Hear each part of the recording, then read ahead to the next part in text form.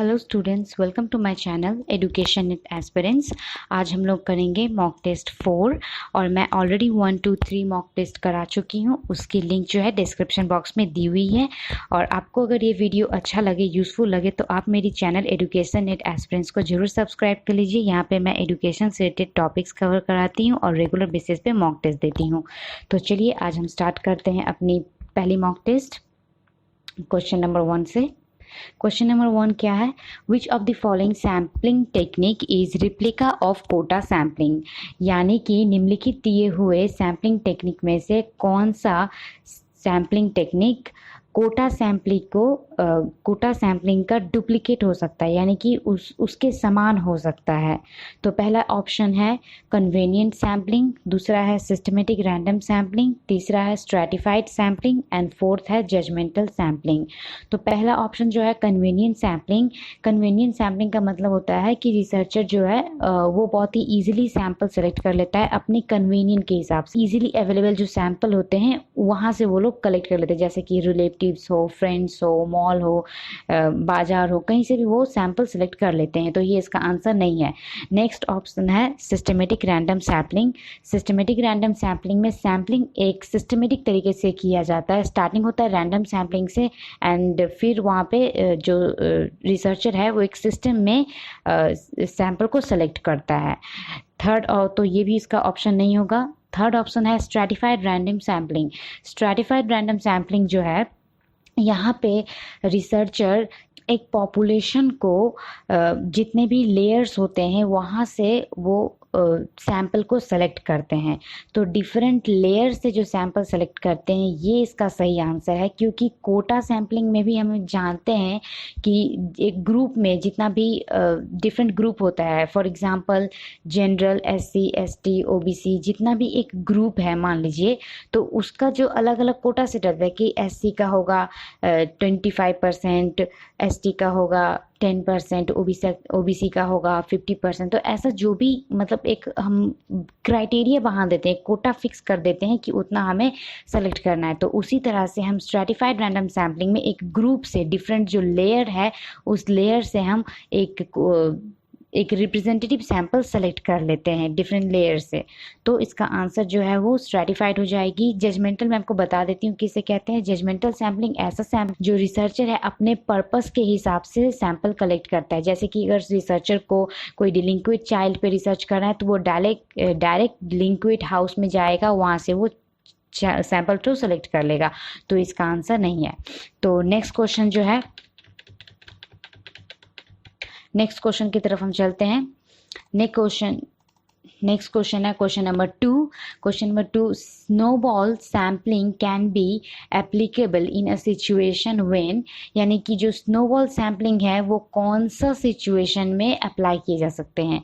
Option number 1 है sample are scattered, number 2 sample are easily accessible, number 3 sample are rare and number 4 sample are unknown. तो snowball sample किसे कहते हैं? Snowball sampling ऐसा sampling technique है जिसमें हम पॉपुलेशन जो है बहुत ही रेयर होता है, यानी कि रिसर्चर को पॉपुलेशन के बारे में नहीं, सैंपल के बारे में पॉपुलेशन के बारे में पता नहीं होता है जहाँ से वो सैंपल सेलेक्ट कर सकता है। और जो पॉपुलेशन होता है वो बहुत ही रेयर होता है। तो यहाँ पे रिसर्चर क्या करता है कि वो एक ठो सैंपल को सेलेक्ट करता है और फिर ये सैंपल जो है वो 2 और सैंपल को सेलेक्ट करता है, यानी कि यहाँ पर सैंपल खुद ही सैंपल सेलेक्ट करता है। फिर ये 2 जाके 2 और सैंपल को सेलेक्ट करते हैं, फिर ये 2 जाके और 2 सैंपल को सेलेक्ट करते हैं, यानी कि इस तरह से जो है ये स्नोबॉल की तरह बढ़ते जाता है। तो ये स्नोबॉल की तरह इस तरह से बढ़ते जाता है। तो इसका कैसा सिचुएशन में हम ऐसा तरह का सैम्पलिंग अप्लाई कर सकते हैं? तो पहले ही मैं बता चुकी हूँ सैंपल और स्कैटर्ड। सैंपल जहाँ पे स्कैटर्ड हो, रिसर्च को इजीली अवेलेबल ना हो, तो ये इसका एक ऑप्शन हो जाएगा। सैंपल इजीली ये नहीं होगा, ये सैंपल और रेयर ये हो जाएगा एंड सैंपल और अननोन, हाँ, जहाँ पे रिसर्चर को सैंपल के बारे में ज़्यादा नॉलेज ना हो। तो इसका जो आंसर है कोड में दिया हुआ है 1, 3 एंड 4, यानी कि 1, 3 एंड 4। तो option B will be the correct answer. तो नेक्स्ट क्वेश्चन की तरफ हम चलते हैं। Question number 3। क्वेश्चन नंबर 3 है the critical differences between naturalism and pragmatism is in the importance accorded to, यानी कि नेचुरलिज्म एंड प्रैग्मेटिज्म के बीच जो डिफरेंसेस है वो किसके बेसिस पे है? Number 1 aim, number 2 social context, number 3 method and number 4 evaluation. तो जो मेन एंड क्रिटिकल डिफरेंसेस है नेचुरलिज्म एंड प्रैग्मेटिज्म के बीच वो है एम का। यहाँ पे प्रैग्मेटिस्ट जो है वो प्रैग्मेटिस्ट जो स्कूल ऑफ फिलोसफी है उसका एम होता है कि वो जो भी कुछ लर्न करेगा उसका प्रैक्टिकल लाइफ में यूटिलिटी हो। ठीक है, तो ये थोड़ा बहुत प्रैक्टिकल लाइफ के साथ डील होता है। और नेचुरलिज्म जो है इसका एम होता है कि ये चाइल्ड को फ्री छोड़ देगा सोसाइटी में और वो खुद ही नेचुरल से सीखेगा। यानी कि यहाँ पे देख सकते हैं कि यहाँ पे यूटिलिटी की बात की गई है, यहाँ पे चाइल्ड की जो खुद की पोटेंशियलिटी है उसकी डेवलपमेंट की बात की गई है, और यहाँ पे चाइल्ड को फ्री छोड़ देने का बात कर, यहाँ पे एक्टिविटीज़ में इंडल्ज करने का बात कर रहा है। तो यहाँ के जो एम है, एम इसका जो है वो है मेन आंसर। तो एम जो है इसका मेन डिफरेंट पॉइंट है, तो इसका आंसर नंबर ए हो जाएगा। अब हम नेक्स्ट क्वेश्चन देख लेंगे, क्वेश्चन नंबर 4। क्वेश्चन नंबर 4 है अवधि as stated by Jain epistemology emphasise on, यानी कि अवधि जो है इंडियन फिलोसफी का एक फिलोसफी है, ये स्कूल ऑफ फिलोसफी। तो इसका जो अवधि है, अवधि यानी कि अवधि जो है एक तरह का नॉलेज है जो जैन एपिस्टेमोलॉजी यानी कि जैन फिलोसफी में बोला गया है। ये कौन सा पॉइंट पे एम्फसाइज करता है? पहला है knowledge about present, knowledge about past, तीसरा है knowledge about future time and all of the above. तो हम पहले जान लेते हैं अवधि है क्या। तो जैन फिलोसफी में है 5 प्रकार के नॉलेज बताए गए हैं। पहला है मति, दूसरा है श्रुति, तीसरा है अवधि, चौथा है मनप्राय और पांचवा है केवल्य। तो पहला है मति, दूसरा है श्रुति। मति मतलब कि जहाँ पे हम सेंस ऑर्गन से नॉलेज गैदर करते हैं, तो मति में हम सेंस ऑर्गन से नॉलेज गैदर करते हैं। श्रुति यहाँ पे हम अपनी हियरिंग एबिलिटी से, यानी कि हम यहाँ पे सुन के नॉलेज गैदर करते हैं। एंड अवधि है, अवधि जो है अवधि यानी कि समय के साथ डील करता है। यहाँ पे हम अपने प्रेजेंट टाइम से आगे जाके फ्यूचर के बारे में सोचते हैं, फ्यूचर के बारे में हम लोग नॉलेज गैदर करते हैं। मन प्राय में हम दूसरों की जो मन की बातें हैं, मेंटालिटी है, वो हम समझ जाते हैं। और केवल्य जो है ये सबसे हाईएस्ट लेवल ऑफ नॉलेज है। यहाँ पे जो जैन एपिस्टेमोलॉजी में केवल्य को सबसे हाईएस्ट नॉलेज कहा गया है। तो इसका जो आंसर है अवधि का है जो फ्यूचर के साथ डील करता है, यानी कि इसका आंसर जो है सी हो जाएगा करेक्ट आंसर। तो क्वेश्चन नंबर 4 का आंसर हो गया सी, नॉलेज अबाउट फ्यूचर टाइम। तो अब हम नेक्स्ट क्वेश्चन देख लेंगे, question number 5। Nowadays people are taking their own life decision regarding life and death. Which article of Indian Constitution gives provision for the same, यानी कि आजकल व्यक्ति अपने जीवन प्लस मृत्यु के बारे में खुद ही डिसीजन ले लेते हैं। तो ये जो है ये एक संवैधानिक आर्टिकल है, ये राइट है इंडिविजुअल का। तो वो कौन सा आर्टिकल के अंदर है? ये एक फंडामेंटल राइट है इंडियन कॉन्स्टिट्यूशन में। ठीक है, तो ये कौन सा आर्टिकल के तहत आता है? तो पहला ऑप्शन यहाँ पे दिया गया है आर्टिकल 19, आर्टिकल 28, आर्टिकल 21, आर्टिकल 22। तो आर्टिकल 19 जो है वो फ्रीडम के साथ डील करता है, तो ये इसका आंसर नहीं होगा। आर्टिकल 28 भी नहीं होगा, आर्टिकल 21 हो जाएगी इसकी आंसर। आर्टिकल 21 इसकी आंसर इसलिए हो जाएगी क्योंकि यहाँ पे कोई भी व्यक्ति अपने जो लाइफ है, लिबर्टी है, उसका खुद का स्वतंत्रता के बारे में यहाँ पे बोला गया है कि उसका खुद का लाइफ के ऊपर उसका खुद का अधिकार हो सकता है। तो आर्टिकल 21 इसका आंसर हो जाएगा। आर्टिकल 21 जो है, आर्टिकल 21A, उसके बारे में थोड़ा मैं बता दूं। आर्टिकल 21A जो है यहाँ पे फंडामेंटल राइट जो है कि राइट ऑफ एजुकेशन को, यानी कि यूनिवर्सल एलिमेंट्री एजुकेशन को फंडामेंटल राइट बनाया गया है 21A में। तो 5 का आंसर हो जाएगा option C, article 21। Move on to next question. हमारा नेक्स्ट क्वेश्चन जो है वो है question number 6। Question number 6, defence mechanism are, यानी कि डिफेंस मैकेनिज्म क्या है। रक्षा तंत्र से हिंदी में कहते हैं, और आपको अगर इंग्लिश में समझ में मुश्किल हो तो आप हिंदी भी देख सकते हैं, नीचे में दिया गया है। तो defence mechanism are, number 1 option anxiety ridden, number 2 option anxiety generating, number C option guilt ridden, and number D option guilt controlling. तो ये एंजाइटी को कंट्रोल नहीं करता है, ये आप कह सकते हैं कि ये एंजाइटी से इंडिविजुअल को बचाता है, but not at initial stage. हम लोग एंजाइटी बहुत ही, कोई समस्या जब कोई लंबा टाइम तक चलता है तब वो एंजाइटी पे चला जाता है। तो एंजाइटी से ये बचा सकता है, बट एक स्टार्टिंग में हम नहीं बोल सकते कि डिफेंस मैकेनिज्म एंजाइटी से बचाता है। तो ये एंजाइटी जनरेटिंग, एंजाइटी भी ये जनरेट नहीं करता है। गिल्ट रिडन ये भी नहीं है। इसका आंसर जो है गिल्ट कंट्रोल, यानी कि यहाँ पे जो इंडिविजुअल है वो गिल्ट से बचाता है डिफेंस मैकेनिज्म। मैं आपको एक एग्जांपल से बहुत इजीली समझा सकती हूँ कि आप मान लीजिए कि कोई व्यक्ति आईएएस ऑफिसर बनना चाहता है, ठीक है, ये उसका सुपर ईगो है, ये उसका एम है कि वो आईएएस ऑफिसर बनना चाहता है, बट किसी कारणवश वो आईएएस ऑफिसर नहीं बन पा रहा है, या फिर उसका बोल सकते हैं कि पोटेंशियलिटी नहीं है आईएएस ऑफिसर बनने का, ठीक है। तो वो कोई दूसरी काम में इंडल्ज हो गया, ठीक है। मान लीजिए वो आईएएस ऑफिसर नहीं बन पाया, तो वो हायर सेकेंडरी स्कूल का वो प्रिंसिपल बन गया, ठीक है, या फिर वो हायर सेकेंडरी का एचओडी बन गया, ठीक है। तो ये जो है ये उसका अब वो बन गया, तो अब बनने के बाद वो एक स्टेट पे आ गया जहाँ पे वो खुद को कंसोल कर सकता है, कि कंसोल करता है कि जैसे कोई बात नहीं, अगर मैं आईएएस नहीं बन पाया तो क्या, वैसे भी वहाँ पे बहुत खटनी होता है, बहुत काम करना पड़ता है, मैं सेकेंडरी स्कूल का हेडमास्टर ही ठीक हूँ, यहाँ पे मुझे अपने हिसाब से कन्वीनियंस से काम करना पड़ता है, उतना बड़ा रिस्पॉन्सिबिलिटी नहीं है। अगर मैं मतलब आईएएस बन जाता तो मुझे ये सब टाइम स्पेंड करने का मौका नहीं मिलता। तो ये जो खुद को वो समझा रहा है, ये खुद को वो मतलब डिफेंस मैकेनिज्म दे रहा है, जिससे वो जो गिल्ट जो है ना कि वो आईएएस ऑफिसर नहीं बन पाया, ये उसका रिड्यूस हो जाएगा, और आहिस्ते आहिस्ते करके उसका जो माइंड है वो वहाँ से डाइवर्ट हो जाएगा। तो इसका आंसर जो है वो हो जाएगा गिल्ट कंट्रोल। तो हमारा गिल्ट कंट्रोल करने में डिफेंस मैकेनिज्म हेल्प करता है, और गिल्ट कंट्रोल करने से ही एडजस्टमेंट प्रोसेस हो पाता है। तो इसका आंसर है गिल्ट कंट्रोलिंग।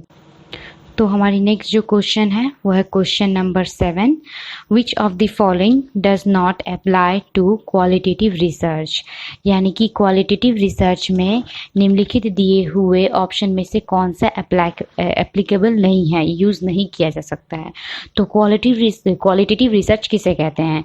क्वालिटेटिव रिसर्च एक ऐसा तरह का रिसर्च है जहाँ पे हम गुणों की बातें करते हैं, गुणों के बारे में हम रिसर्च करना करते हैं, जैसे कि एटीट्यूड हो, मोटिवेशन लेवल हो, बिहेवियर हो, वैल्यूज़ हो, ये सब चीज़ के बारे में हम बात करते हैं। यहाँ पे हम कोई न्यूमेरिकल डेटा एनालिसिस नहीं करते, कोई स्टैटिस्टिकल एनालिसिस नहीं करते हैं। तो इसका पहला ऑप्शन जो है वो है data are often words and picture. Number 2 है use of inductive scientific method. Number C है and with a statistical report, and fourth है involves direct and personal contact with the participant. तो नंबर 1 ऑप्शन जो है open data are open words and picture, तो ये सही है, क्योंकि हम क्वालिटेटिव रिसर्च में डेटा जो है वो हमारा जो वर्ड एंड पिक्चर के ही फॉर्म में रहता है, यहाँ पे नंबर के फॉर्म में नहीं रहता है डेटा। तो ऑप्शन नंबर बी जो है use of inductive and scientific method, तो क्वालिटेटिव डेटा हमेशा जो है वो क्या है, इंडक्टिव है, यानी कि बॉटम टू अप अप्रोच इसका बेसिस है। नंबर सी जो है and with and statistical report, तो ये जो है ये इसका सही आंसर हो जाएगा, क्योंकि हमारा क्वेश्चन जो पूछा है क्वालिटेटिव रिसर्च में कौन सा इस्तेमाल नहीं होगा, तो स्टैटिस्टिकल रिपोर्ट यहाँ पे इस्तेमाल नहीं होगा। तो इसका आंसर जो है वो ऑप्शन सी हो जाएगा इसका करेक्ट आंसर। तो और एक बात, ऑप्शन डी को भी हम डिस्कस कर लेते हैं, involve direct and personal contact. जी हाँ, यहाँ पे डायरेक्ट एंड पर्सनल कॉन्टैक्ट होता है। रिसर्चर जो है इंडिविजुअली पार्टिसिपेट करता है सैंपल के साथ एंड देन डेटा कलेक्ट करता है। तो ऑप्शन नंबर जो सी है वो इसका करेक्ट आंसर हो जाएगा। तो नेक्स्ट क्वेश्चन की तरफ बढ़ते हैं हम। क्वेश्चन नंबर 8 क्या है, which of the following does not belong to the 4 noble truth indicated by Buddha, यानी कि गौतम बुद्ध जो हैं वो 4 नोबल ट्रूथ दिए हैं, तो चारों नोबल ट्रूथ में से कौन सा यहाँ पे उपलब्ध नहीं है, यानी कि 4 ऑप्शन में से कौन सा वो ऑप्शन नहीं होगा। तो पहला ऑप्शन है लाइफ इज सफरिंग। जी हाँ, ये गौतम बुद्ध का जो 4 ऑप्शन नोबल ट्रूथ दिए थे उसमें ये एक है, लाइफ इज सफरिंग। उनका कहना था कि जीवन जो है, जीवन में दुख है। दूसरा ऑप्शन है सेलिब्रेशन इज नॉट मैंडेटरी। ये इसका आंसर हो जाएगा क्योंकि यहाँ पे उन्होंने ऐसा कुछ भी नहीं बोला था कि सेलिब्रेशन इज नॉट मैंडेटरी। तो ऑप्शन बी इसका करेक्ट आंसर हो जाएगा। तो हम लॉर्ड बुद्ध का जो है 4 नोबल ट्रूथ उसके बारे में थोड़ा जान लेते हैं। लॉर्ड बुद्ध जो है 4 नोबल ट्रूथ दिए थे। पहला दिए थे कि लाइफ इज सफरिंग, यानी कि देयर इज सफरिंग, जीवन में दुख है। उसके बाद है उसका दूसरा जो था ऑप्शन वो है कि डिज़ायर जो है इंसान का वही सबसे बड़ा दुख का कारण है। तो ये जो है ये इसका हो जाएगा दूसरा नोबल ट्रूथ। डिज़ायर जो है वो हो जाएगा इसका, desire is the cause of pain या सफरिंग, ये इसका दूसरा था। तीसरा जो था वो उनका ये कहना था कि हम दुख से ओवरकम कर सकते हैं, यानी कि यहाँ हम दुख को कटा के सफरिंग का एंड कर सकते हैं, ये इसका तीसरा था। और जो चौथा था वो था 8 फोल्ड पथ की बात। इन्होंने 8 अष्टांगिक मार्ग की बात कही थी जिसके द्वारा, जिसका हम उपचार करके अपने दुखों से, अपने जीवन का जो जीवन और मृत्यु का जो चक्र है उससे हम पार आ सकते थे। तो इनका जो ऑप्शन, इनका जो 4 था नोबल ट्रूथ ये था life is suffering, there is end of the suffering, desire is the cause of suffering and there is path to overcome that suffering। तो ये 4 इनका था नोबल ट्रूथ। तो इसका आंसर जो है हो जाएगा सेलिब्रेशन इज नॉट मैंडेटरी। तो नेक्स्ट क्वेश्चन जो है question number 9, the concept of life long learning is outcome of, यानी कि लाइफ लॉन्ग लर्निंग यानी कि जीवन भर जो पढ़ते रहते हैं, शिक्षा ग्रहण करते रहते हैं, उनका क्या आउटकम है। ठीक है, तो लाइफ लॉन्ग जो लर्निंग है उसका क्या आउटकम है। पहला है shortage of schools in country. दूसरा है people's desire to learn more. तीसरा है countries need for a large number of educated people and चौथा है dynamic of expansion of knowledge. तो ये जो है स्कूल, ये कारण नहीं हो सकता है कि आजकल जो स्टूडेंट्स हैं लाइफ लॉन्ग लर्निंग पे बिलीव करते हैं, लाइफ लॉन्ग लर्निंग की तरफ जा रहे हैं, उसका ये कारण नहीं है कि स्कूल की कमी है, तो ये इसका कारण नहीं होगा। दूसरा है पीपल की डिज़ायर, ये भी कारण नहीं होगा कि इंसान किस इंसान को अच्छा लगेगा कि लाइफ लॉन्ग लर्न करते रहे, तो इसका सही आंसर नहीं होगा। ऑप्शन नंबर सी है countries need for a large number of educated person, ये भी इसका आंसर नहीं है। ये इसका आंसर हो सकता है, बट इससे भी ज़्यादा जो एम्फसाइज दिया गया है, जो बेसिक जो इसका आंसर हो सकता है, रीज़न हो सकता है, वो है dynamic of expansion of knowledge. Dynamic of expansion of knowledge का मतलब ये है कि किस तरह से नॉलेज आजकल बहुत ही ज़्यादा तेज़ी से बढ़ रहा है, यानी कि चेंजेस आ रहा है। नॉलेज इज़ नॉट स्टैटिक, यानी कि नॉलेज जो है वो एक जगह पे स्थगित रखा हुआ नहीं है, बल्कि ये बहुत ही फास्ट चेंज हो रहा है। तो जो फास्ट चेंजेस हो रहा है उसको जानने के लिए, उसको ग्रहण करने के लिए हमें लाइफ लॉन्ग लर्नर बनना पड़ता है। तो इसका आंसर जो है वो हो जाएगा dynamic of expansion of knowledge. Next question है question number 10, one of the important criteria for selecting a research problem is, यानी कि रिसर्च प्रॉब्लम सेलेक्ट करने से पहले हमारे पास सबसे जो इम्पोर्टेंट महत्वपूर्ण क्या कारण है, क्या मतलब, हाँ पहला है ऑप्शन कन्वीनियंट डेटा अवेलेबिलिटी, यानी कि हमारे पास बहुत ही आसानी से डेटा उपलब्ध होती है इसीलिए हम रिसर्च करना चाहते हैं। दूसरा है अवेलेबिलिटी ऑफ प्रीवियस रिसर्चर। तीसरा ऑप्शन है interest of the researcher and चौथा ऑप्शन है to contribute to existing body of knowledge. यानी कि क्वेश्चन क्या बोलना चाह रहा है, क्वेश्चन बोलना चाह रहा है कि रिसर्चर जो है रिसर्च प्रॉब्लम क्यों लेता है, रिसर्च कंडक्ट क्यों करना चाहता है। पहला ऑप्शन जो यहाँ पे दिया हुआ है, डेटा बहुत ही इजीली अवेलेबल होता है इसलिए। जी नहीं, ये आंसर इसका नहीं है। डेटा बहुत ही इजीली अवेलेबल होता है इसलिए जो रिसर्चर रिसर्च कंडक्ट करेगा, ये इसका सही आंसर नहीं है। ऑप्शन नंबर बी है अवेलेबल ऑफ प्रीवियस रिसर्च, ये भी इसका ऑप्शन नहीं है, सही नहीं है। इंटरेस्ट जो है ये बहुत ही ज़्यादा इम्पॉर्टेंट क्राइटेरिया है रिसर्च प्रॉब्लम सेलेक्ट करने का। देखिए, आपको अगर जब तक कोई रिसर्च प्रॉब्लम में इंटरेस्ट नहीं होगा तब तक आप वो रिसर्च नहीं चूज़ कर सकिएगा, आप वो रिसर्च कंडक्ट ही नहीं कर पाइएगा। तो रिसर्चर का जो इंटरेस्ट है वो उसको बहुत ही ज़्यादा इम्पॉर्टेंट एक भूमिका योगदान देता है जो वो रिसर्च कंडक्ट कर पाएगा, क्योंकि रिसर्च एक दो दिन का काम तो है नहीं, इसमें सालों लगते हैं। तो आपका इंटरेस्ट होना बहुत ही ज़रूरी है रिसर्च में। तो ये इसका सही आंसर हो जाएगा ऑप्शन सी। तो पहले मैं आपको सारे ऑप्शंस सही से लगा दूं ताकि आपको इजी हो समझने में। नंबर 1 का ऑप्शन था स्टैटिस्टिकल सैम्पलिंग। मैं इसका कलर डिफरेंट कर दे रही हूँ, रेड कर दे रही हूँ सही आंसर का कलर। नेक्स्ट क्वेश्चन जो था वो इसका सही आंसर था ऑप्शन बी। क्वेश्चन नंबर 3 का आंसर जो था वो था एम।